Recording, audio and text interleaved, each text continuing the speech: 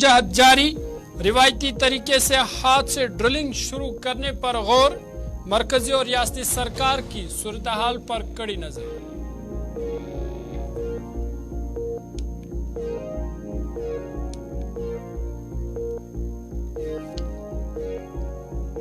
राजस्थान के 199 असेंबली नशिस्तों के लिए वोटिंग जारी, 5 करोड़ से जायद वोटर 16,862 उम्मीदवारों का करेंगे फैसला। दोपहर 1 बजे तक 40% से ज्यादा वोटिंग रिकॉर्ड।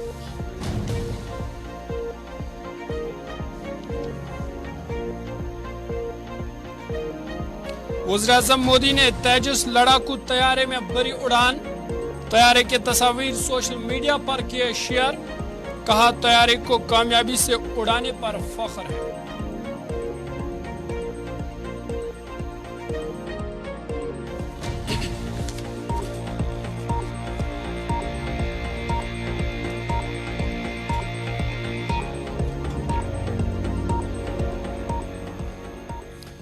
आदाब नाज़रीन, गुलिस्तान न्यूज देख रहे हैं आप। बड़ी खबरों के बुलेटिन के साथ मैं हूं ज़ुहूर लोलाबी। कर्नाटक की राजधानी बेंगलुरु में देसी तेजस लड़ाकू तैयारे में वज़ीर-ए-आज़म मोदी ने आज उड़ान भरी। तेजस तैयारे में पीएम मोदी ने 45 मिनट तक सफर किया। पीएम मोदी ने हल्के लड़ाकू तैयारे तेजस में 45 मिनट तक उड़ान भरी और इस दौरान आसमान पर परवाज करते हुए कुछ वक्त के लिए खुद ही तमाम कंट्रोल भी ऑपरेट किया। तेजस लड़ाका तैयारे में उड़ान भरने के बाद वज़ीर-ए-आज़म मोदी ने कहा कि उन्होंने तेजस को कामयाबी से उड़ाया और उन्हें इस पर फख्र है। यही नहीं, उन्होंने बेंगलुरु में वाक़ा HAL यानी हिंदुस्तान एरोनॉटिक्स लिमिटेड की सहूलत का भी उन्होंने दौरा किया। वज़ीर-ए-आज़म मोदी ने फ्लाइट की तस्वीर अपने एक्स अकाउंट पर शेयर की और हिंदुस्तानी फिजाइया, DRDO और HAL के साथ साथ तमाम हिंदुस्तानियों को दिल की गहराइयों से उन्होंने मुबारकबाद भी पेश की। उन्होंने एक पोस्ट में कहा कि तेजस पर परवाज कामयाबी के साथ मुकम्मल हुई, ये तजुर्बा नाकाबिल यकीन था। उन्होंने कहा कि हमारे मुल्क की मकामी सलाहियतों पर मेरे एतमाद को नुमाया तौर पर बढ़ाया और मेरे अंदर अपनी कौमी सलाहियत के बारे में नए सिरे से फख्र और उम्मीद का जज्बा भी पैदा किया। ये तस्वीरें भी आपके सामने आप देख सकते हैं कि वज़ीर-ए-आज़म मोदी ने आज किस तरह देसी तेजस लड़ाकू तैयारे में उन्होंने उड़ान भरी और कई देर तक उन्होंने खुद सारा कंट्रोल भी इसका संभाला और ये तस्वीरें भी उन्होंने अपने सोशल मीडिया पर शेयर की और उन्होंने इस मौके पर कामयाबी से ये उड़ान भरने पर उन्होंने कहा कि मुझे फख्र है और उन्होंने तमाम इससे मुंसलिक लोगों को मुबारकबाद भी पेश की।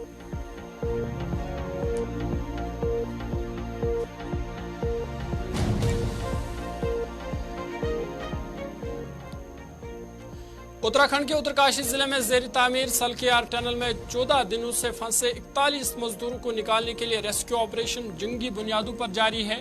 तब अभी तक एक भी मजदूर को निकाला नहीं जा सका है और रेस्क्यू जो टीमें हैं उनको अभी तक कोई भी कामयाबी नहीं मिली है। ड्रिलिंग के लिए इस्तेमाल होने वाली अमेरिकी साख्ता आगर मशीन के रास्ते में बार बार आने वाले रुकावटों की वजह से ऑपरेशन में मसरूफ NDRF एहलकार अब रिवायती तरीके से हाथ से ड्रिलिंग के ऑप्शन पर गौर कर रहे हैं। ज़राए का कहना है कि ड्रिलिंग के रास्ते में बार बार आने वाली रुकावटों की वजह से अब NDRF के एहलकार खुद पाइपलाइन में उतरेंगे, जिससे कारखानों को करीब लाया गया है।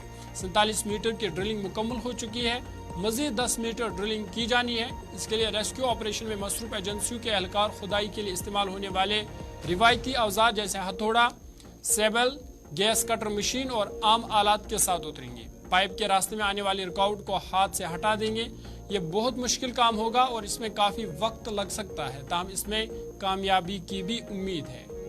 मजदूरों को बचाने के लिए सुरंग के मुनहदिम होने वाले हिस्से में बचाव की कोशिशों को इस वक्त एक और धचका लगा जब खुदाई का काम गुज़िश्ता रात दोबारा रोकना पड़ा।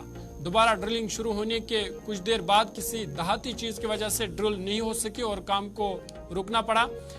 इससे एक दिन पहले आगर मशीन में तकनीकी खराबी की वजह से वो काम को बचाव का काम रोकना पड़ा था। उन्होंने कहा कि मुसलसल रुकावटों के बायस आगर मशीन से ड्रिलिंग और मलबे के दरमियान स्टील पाइप बिछाने का काम आगे नहीं बढ़ रहा है और ऐसी सूरत हाल में दस्ती ड्रिलिंग पर गौर किया जा रहा है, लेकिन इसमें ज्यादा वक्त लग सकता है।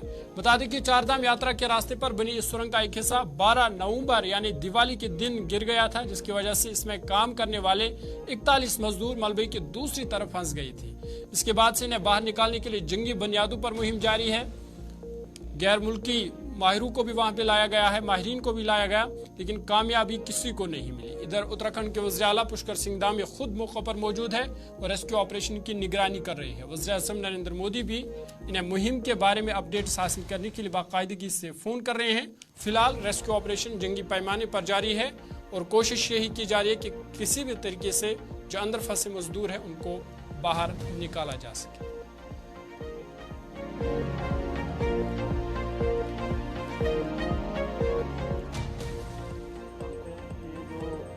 रेस्क्यू ऑपरेशन है, ये बहुत ही कठिन परिस्थितियों में और चुनौतीपूर्ण परिस्थितियों में चल रहा है और बहुत नज़दीक पहुंचने के बाद इस प्रकार से मशीन फंस गई, आगे कोई फिर से कोई गडर या कोई स्टील रॉड उसमें लग जाने के कारण से, तो अभी चूँकि उसको काट के 1 मीटर काट के निकाल रहे थे, लगभग 20 मीटर अभी बाहर निकल चुकी है और 20-25 मीटर करीब अभी और निकल रही है, 25 मीटर से ज़्यादा है। तो जो भी समय लगेगा हम लोग एक्सपेक्ट कर रहे हैं कि कल मॉर्निंग तक ये जो है मशीन पूरी निकल जाएगी और निकलने के बाद उसके बाद मैनुअली उस पर आगे बढ़ेंगे और अंदर जो लोग हैं उनके गब्बर सिंह, सबा अहमद और सरबियर मिश्रा, उन सभी से अखिलेश से मेरी अभी बात हुई है, मैंने कुछ बात करी है। उन सबके हौसले बिल्कुल मजबूत हैं, वो लोग उनके अंदर कोई ऐसी वो नहीं है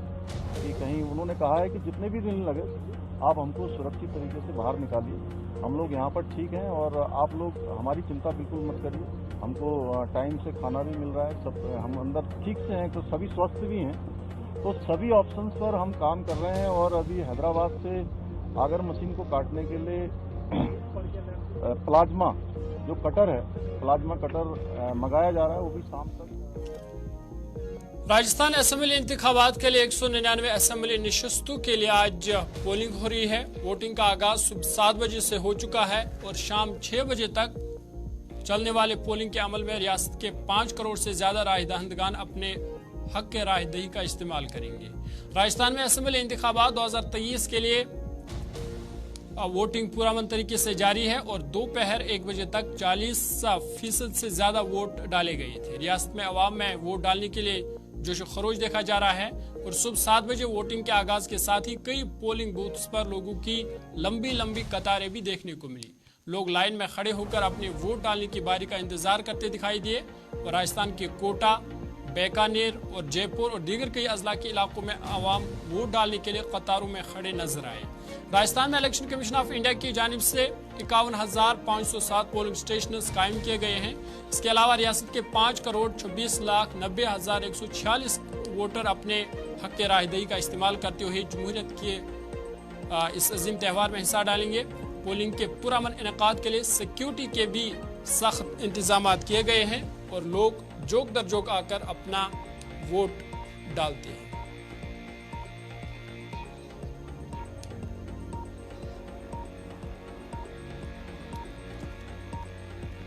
आगे बढ़ते हैं। गोरखपुर दौरे के दौरान आज दूसरे दिन वज़ीर आला सीएम योगी ने सुबह पूजा पाठ की और जनता दरबार का भी इनेकाद किया गया। दूर दूर से आए मुतासरीन की शिकायतें भी सुनी गई और मुतल्लिका अफसरान को हिदायत दी गई कि शिकायत का बर वक्त अजाला किया जाए। इस मौके पर कई खवातीन ने वज़ीर आला को मुख्तलिफ मसाइल के बारे में आगाह किया और योगी आदित्यनाथ ने उन्हें भरपूर मदद का यकीन दिलाया।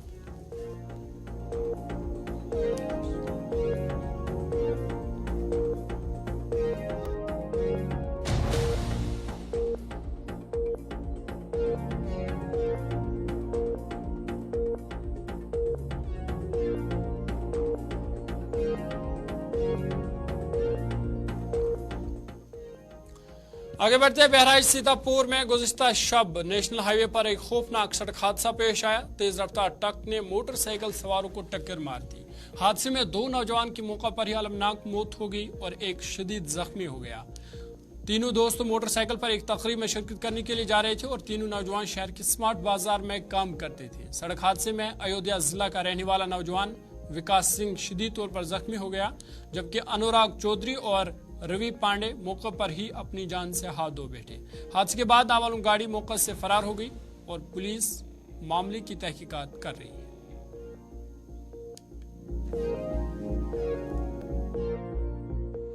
हमारा नाम परमेश कुमार है। अच्छा, ये लोग तुम लोग कहाँ जा रहे थे, क्या हुआ हादसा? हम लोग जा रहे थे यहाँ गनियापुर के साइड में, गन्नापुर के साइड में, तो वहाँ पे मुगला ये लोग आगे थोड़ा चले गए थे, हम लोग पीछे से जा रहे थे, तो पता नहीं कैसे इन लोगों का एक्सीडेंट हो गया और एक बाइक पे 3 लोग बैठे हुए थे। तो 2 लोग तो फिलहाल के लिए एक्सपायर हो गए हैं और जो सबसे पीछे बैठे हुए थे वो बच गए हैं, उनको थोड़ा चोट लगा है पर 2 लोग एक्सपायर हो गए। अच्छा, ये एक्सीडेंट कहाँ हुआ? ये लोग कहाँ काम करते थे? ये लोग स्मार्ट बाज़ार यहाँ हुसैन चौराहे के पास काम करते थे और ये एक्सीडेंट हुआ है। 3 केस आए थे, जिसमें से जो 2 पेशेंट थे वो ब्रॉड डेड थे और बाकी का एक को एक्सीडेंटल इंजरीज थी, उसको देख करके उसका सारा प्राइमरी ट्रीटमेंट कर दिया गया है। अभी उसकी स्थिति स्टेबल है और बाकी 2 को पोस्टमार्टम के लिए उनकी बॉडी को माचेरी में सुरक्षित रखा दिया गया है। परिजनों द्वारा कुछ बताया गया कि हादसा कहाँ पे हुआ और कितने की मौत? परिजनों के जो उनके साथ आए थे तब तक उनके परिचय नहीं थे, वहाँ पे जो राहगीर लोग थे वो लोग आए थे, उन्होंने बताया कि मुगलहा के पास कहीं पर एक्सीडेंट हुआ है किसी बड़े वाहन से और उसमें 2 लोगों को। कर्नाटक के बेंगलुरु में एक दिल्ली के एक नामालूम शख्स ने टीम के हमरा अपने आप को अफसर जाहिर करते हुए यतीम खाने की तलाश ली है और वीडियो बनाया है। और वीडियो बनाने के बाद अगरचे उसने इंतजामात पर इत्मीनान का इजहार किया है, ताहम दिल्ली वापस जाने के बाद उसने वीडियो अपलोड करके यतीम खाने के बारे में गलत जानकारी दी है और यतीम खाने को बदनाम करने की कोशिश की है। इस हवाले से अब यतीम खाने के जिम्मेदारों ने पुलिस से मुतल्लिका शख्स के बारे में तहकीकात की अपील की है।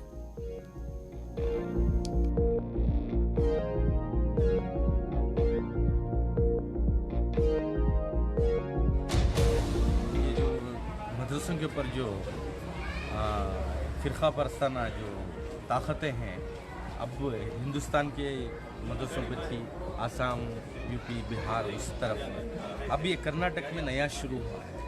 ये जो सेंट्रल गवर्नमेंट का जो ये है, यहाँ पे जो हमारी स्टेट गवर्नमेंट है, कर्नाटक के अंदर जो मुसलमानों को परेशान करने के लिए मदरसों के अंदर घुस कर जो हरकतें कर रहे हैं, आके मदरसे देख कर तारीफ़ कर रहे हैं, जो बाहर जाकर जो ट्वीट करते हैं कि इस मदरसे में निज़ाम बराबर नहीं है, इस मदरसे में जो तालीम दे रहे हैं, जो ख़यालात तालिबानी ख़यालात के जो तालीम दे रहे हैं, उस तरीके से बल्कि ट्वीट करना वो ज़िम्मेदार आकर ये बहुत बड़ी साजिश है कि यहाँ की फ़िज़ा जो इसका जो चाइल्ड वेलफेयर का जो ज़िम्मेदार है वो आया, वो आने का तरीक़ा भी इलीगल था, लीगल नहीं है। अगर चाइल्ड वेलफेयर का क्या नाम है इसका?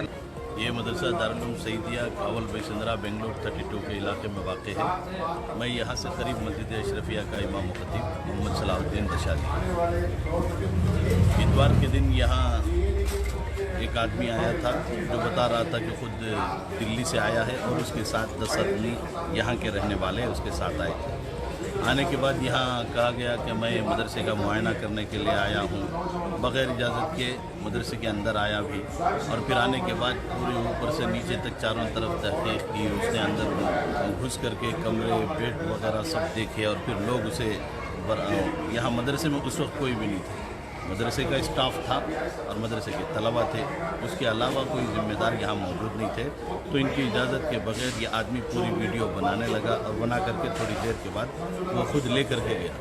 लेकर जाने के बाद और जाने से पहले उसने ये कहा कि माशाअल्लाह, वो तो क्या कहेंगे माशाअल्लाह, यहाँ जो कुछ भी है इंतज़ामात उत्तर प्रदेश हुकूमत की हिदायत के मुताबिक मैनपुरी कोतवाली प्रागड़ में मिशन ऑपरेशन जागृति प्रोग्राम का इनेकाद किया गया, जिसमें superintendent of police Vinod Kumar मेहमान खुसूसी के तौर पहुंचे। कोतवाली के अहाते में मौजूद समाजी कारकुन ने प्रधान के अलावा खवातीन से खिताब करते हुए मिशन ऑपरेशन जागृत को कामयाब बनाने की अपील की। उन्होंने कहा कि दीगर महकमों के साथ साथ अब महकमे पुलिस खवातीन को भी आगाह करेगा और हर शहरी को उनके खिलाफ बढ़ते साइबर क्राइम से आगाह करना होगा और खवातीन और बच्चों के खिलाफ जराइम के रोकथाम के साथ साथ लोगों को समाजी तौर पर भी बेदार करना होगा। इन्हें माशरे के मरकजी इदारे के साथ शामिल करने की कोशिश भी की जाएगी, ये पुलिस अफसर ने कहा। ये ऑपरेशन जागृति हमारे एडीजी मैम की संकल्पना से ये पूरे जोन के 7 जनपदों में चलाया जा रहा है। उसमें मैनपुरी भी है। इसमें हम लोग ब्लॉक लेवल पर न केवल पुलिस कर्मियों का बल्कि स्वास्थ्य विभाग से संबंधित, प्रोबेशन के, शिक्षा विभाग के और डेवलपमेंट विभाग के लोगों का भी प्रशिक्षण दिलाया जा रहा है, जिसमें 4 मुख्य उद्देश्य हैं जो महिलाओं के साथ आजकल टूल बना करके उनका दुरुपयोग किया जा रहा है। कई जमीन जायदाद के मामलों में, पारिवारिक मामलों में महिला उत्पीड़न का केस बनाने की कोशिश की जाती है। साथ ही कई स्थितियां ऐसी होती हैं कि जब वास्तविक उनके साथ अपराध हो गया होता है और वो मानसिक ट्रॉमा की स्थिति में रहती हैं, तो उसको किस तरह से काउंसलिंग करके समाज की मुख्य धारा में लाया जाए, किस तरह से उनका पुनरुद्धार हो, पुनर्वास हो, इसकी इसमें कोशिश होगी। आजकल बहुत सारा साइबर क्राइम चल रहा है जिसमें महिलाएं, खास करके बच्चियां, छात्राएं बहुत प्रभावित हो रही हैं। तो उनको किस तरह से जागरूक करना। 20 नवंबर को मेवाघाट थाना इलाका में एक 19 साल लड़की का बेदर्दी से कत्ल कर दिया गया था, जिसकी मुलजिम पवन निषाद के यमुना के किनारे छुपे होने की इतला मिली थी, जिस पर मेवाघाट पुलिस स्टेशन और स्पेशल ऑपरेशन ग्रुप की पुलिस टीमों ने मुहासरा करके बदमाश को पकड़ने की कोशिश की।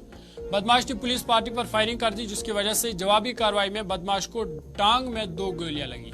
इसे गिरफ्तार करके जख्मी हालत में जिला अस्पताल लाया गया, जहां इसका इलाज जारी है। लड़की के कत्ल के मुलजिम अशोक निषाद को पुलिस ने 2 दिन पहले के एनकाउंटर में गिरफ्तार किया था, पर आज गिरफ्तार होने वाले मुजरिम के कब्जे से एक गैरकानूनी पिस्तौल और मुतअद्दिद जिंदा और खाली कारतूस भी बरामद हुई है। पुलिस ने मुलजिम पवन पर 25,000 रुपए का इनाम भी ऐलान किया था। पुलिस ने इस हवाले से कहा कि कत्ल केस से मुतल्लिक दीगर मुलजिमान को भी जल्द गिरफ्तार किया जाएगा। देखिए, 20 नवंबर 2023 को थाना महेवाघाट में हुई युवती की हत्या के संदर्भ में एक आरोपी के आज सुबह महेवाघाट के कछार में छुपे होने की सूचना थी, जिस पर एसओजी प्रभारी एवं थाना महेवाघाट की पुलिस ने कॉम्बिंग की।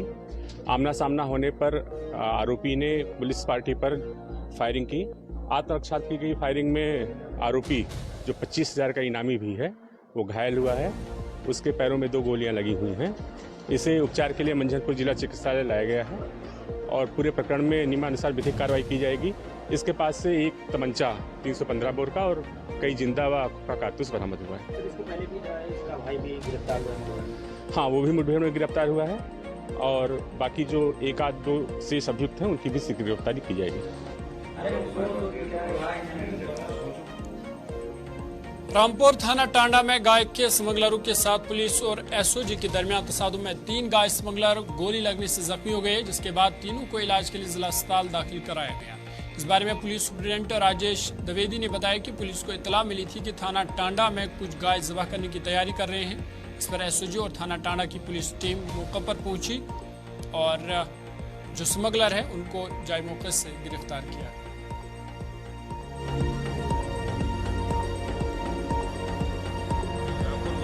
मिली थी कि थाना टांडा में कुछ बोकस गोवध करने की तैयारी कर रहे हैं। इस पर एसओजी टीम और थाना टांडा की पुलिस वो पहुंचे वहां पर। उनके द्वारा देखा गया कि 3 बदमाश कुछ पशुओं को क्रूरतापूर्वक बांधे हुए हैं और गोवध की तैयारी कर रहे हैं। पुलिस को देखकर उन्होंने पुलिस टीम पर हमला कर दिया, फायरिंग की। जवाबी फायरिंग में तीनों बदमाशों के पैर में गोली लगी है। उन्हें जिला अस्पताल में भर्ती कराया गया। उनके पास से एक महिंद्रा एक्सयूवी गाड़ी, जिसका नंबर उन्होंने कूटरचित तरीके से चेंज कर दिया था, गोवध करने के उपकरण, अवैध। बड़ी खबर के इस बुलेटिन में फिलहाल इतना ही। अपने मेजबान ज़ुहूर लोलाबी को दीजिए इजाजत। अब आप स्पेशल रिपोर्ट देखेंगे सनम एजाज के साथ। मुझे दीजिए इजाजत। अल्लाह हाफिज।